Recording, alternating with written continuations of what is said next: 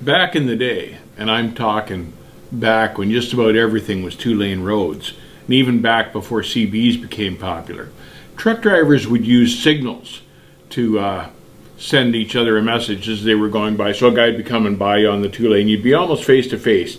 And we had a couple of hand signals we used to use. For instance, if there were cops up ahead, if the guy was headed for a cop and you just passed him, you'd do this. You'd hold up the peace sign sideways. And that would mean the guy's going to encounter a cop. Or this also, to signify the twirling lights on the roof. This meant that you were going to run into a cop.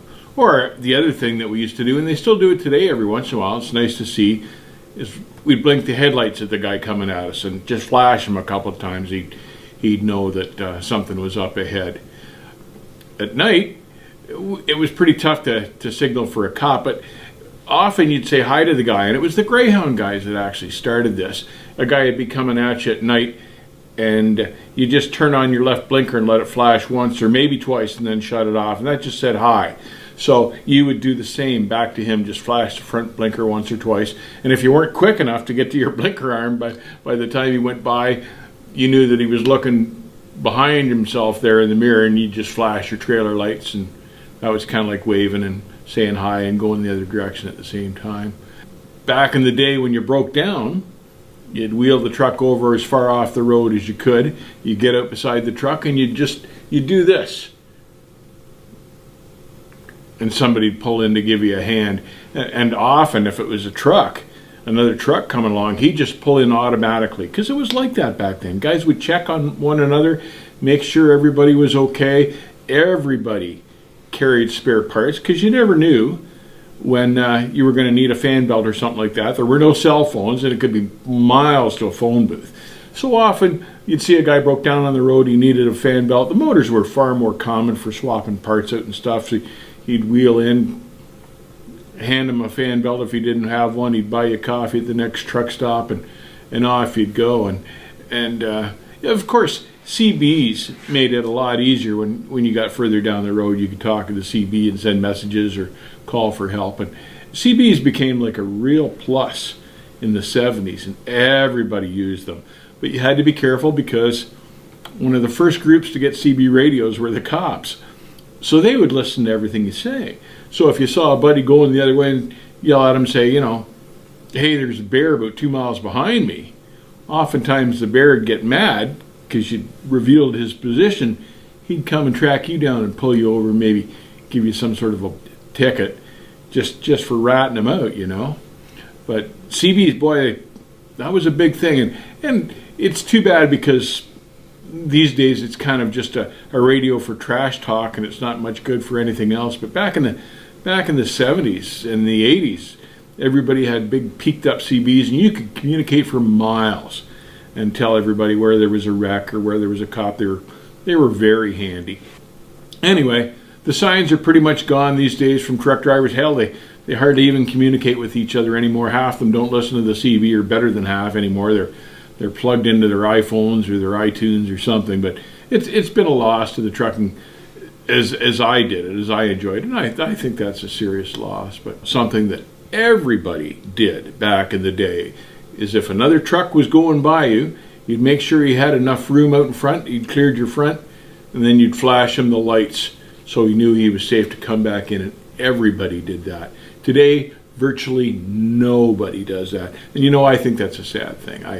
That was something that showed camaraderie out on the highway, and that kind of stuff's just lost today, and that's too bad.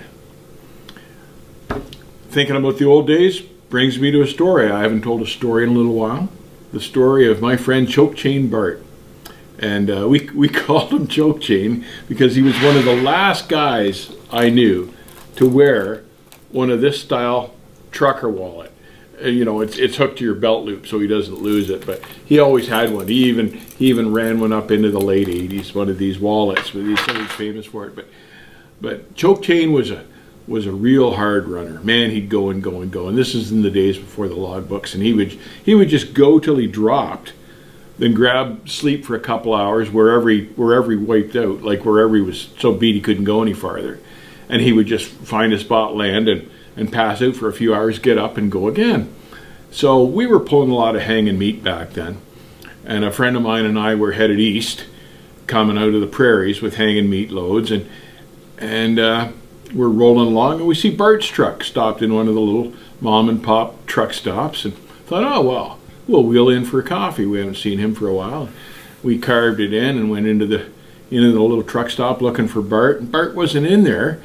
And after a few minutes of looking around, we figured out that Bart had, worn himself out and crawled into the bunk and gone for a nap and crashed right out. And he'd be just beat because he'd go for a couple days at a time sometimes. So my buddy hopped in Bart's truck, and nobody locked their trucks back then. There was no need to.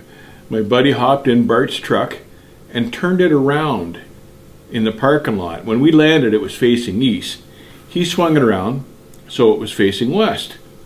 Hopped out, closed the door, and off we went. And again, now remember, this is on all 2-lane roads and everything looks the same, going either direction. So we didn't think anything more about it, but we were glad we were maybe going to beat Bart into the city to get unloaded, because it was a one truck at a time deal, and you didn't want to wait all day to get unloaded. So we thought, well, we'll be ahead of Bart there anyway. So we rolled on through the next day, and Bart never did catch us, and we thought that was pretty unusual because Bart traveled like a raped ape. And finally we phoned in to say we were empty, and we had to know. And I said to the dispatcher, I said, "Where's Bart? We thought he'd be here by now." He says, "Oh, that's the strangest thing, He went to bed and called us before he went to bed in this city.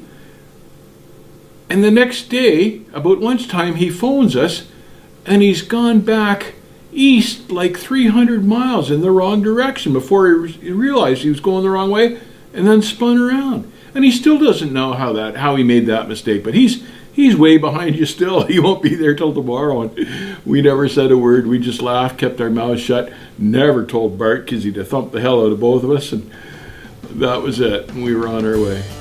Anyway, stay safe, take care, don't pull dirty tricks on your friends, and I'll see you on the back haul.